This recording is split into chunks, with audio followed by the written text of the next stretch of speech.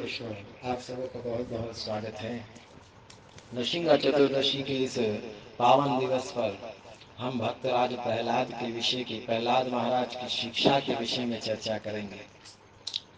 क्योंकि भगवान नरसिंह देव का प्राकट्य, भगवान का प्राकट्य अपने भक्तों के लिए ही होता है। अपने भक्तों को आनंद प्रदान करने के लिए ही भगवान इस भौतिक जगत में आते हैं। और नरसिंह देव के प्राकट्य दिवस पर हमें विशेष तौर पर प्रहलाद महाराज की शिक्षा का अनुसरण करना चाहिए। क्योंकि प्रहलाद महाराज की जो शिक्षाएं हैं वो ना केवल इस भौतिक जगत के मनुष्य अपितु पूरे ब्रह्मांड के लिए लाभकारक है। प्रहलाद महाराज की शिक्षाओं पर आधारित जीवन शैली इस भौतिक जगत के बद जीवन को भौतिक जीवन से बाहर निकालकर आध्यात्मिकता की ओर मोड़ने के लिए एक महत्वपूर्ण उपदेश है। जब तक कोई समाज, कोई व्यक्ति, कोई देश, यहाँ तक कि पूरा विश्व प्रहलाद महाराज के अनुसार बताई गई शिक्षाओं पर आधारित जीवन नहीं जिएगा, तब तक इस ब्रह्मांड में आनंद, शांति की प्राप्ति नहीं हो सकती। और प्रहलाद महाराज की जो सुंदर शिक्षा है वो एकमात्र यही है, कुमाराश्रितो प्राज्ञो धर्मानिहा दुर्लभम मानुषम जन्म तदव्य दुर्व अर्थदम। कुमार आश्रितो प्राज्ञान धर्मानिहा। प्रहलाद महाराज की जो शिक्षा है ना वो सुंदर साइंस है, विज्ञान है। क्यों विज्ञान है? क्योंकि प्रहलाद अपने शिक्षकों को कहते हैं कुमार आश्रितो। हमारे ये वैदिक धर्म जो है ना, ये गर्भ में ही बच्चे को शिक्षा प्रदान करते हैं। प्रहलाद कहते हैं मैंने ये ज्ञान अपनी माता से प्राप्त किया। किस समय? जब मैं अपनी माता के गर्भ में हूं। और उस समय मेरे परम गुरु श्री नारद मुनि की कृपा से मुझे ये ज्ञान प्राप्त हुआ। कौन सा ज्ञान? कुमार आश्रितो प्राज्ञानि धर्मानि निहा। अरे बचपन से ही मनुष्य को भक्ति में लग जाना चाहिए। बुढ़ापे के लिए प्रतीक्षा नहीं करनी चाहिए। आजकल के समाज के लोग कहते हैं बुढ़ापे में भक्ति करेंगे। अरे नहीं, बुढ़ापे में नहीं, बचपन से ही, अरे बल्कि गर्भ की अवस्था से ही बच्चे को प्रशिक्षण देना चाहिए भक्ति के विषय में। और तब जाकर वो बच्चा जब जन्म लेता है तो वो भक्ति का वृक्ष बनकर खड़ा होता है। इतना ही नहीं, आप पूछोगे भक्ति क्या? तो प्रहलाद महाराज उत्तर देते हैं, श्रवणम कीर्तनम विष्णु स्मरणम पाद सेवनम अर्चनम वंदनम दास्यम साख्यम आत्मनिवेदनम इतिश्चै पुंसाद भक्तिश्च लक्षणात्।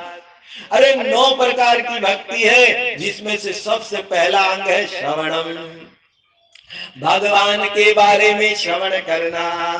और फिर कीर्तनम, और उन्हीं के नाम गुण रूप लीला का कीर्तन करना। और फिर स्मरणम, भगवान को याद करना। ऐसे 9 अंग है भक्ति के।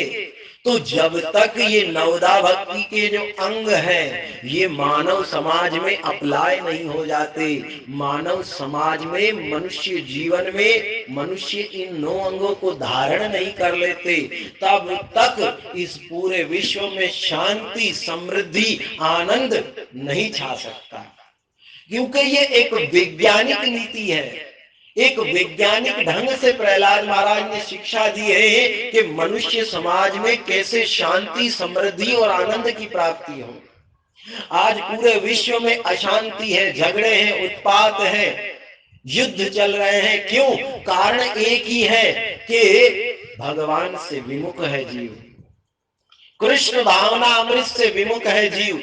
जब तक ये जीव भक्ति मार्ग को अंगीकार नहीं करेगा, कृष्ण भावना भावित जीवन शैली को ग्रहण नहीं करेगा, भक्ति नहीं करेगा, तब तक मानव समाज में झगड़े, उत्पात, अशांति, युद्ध चलते रहेंगे।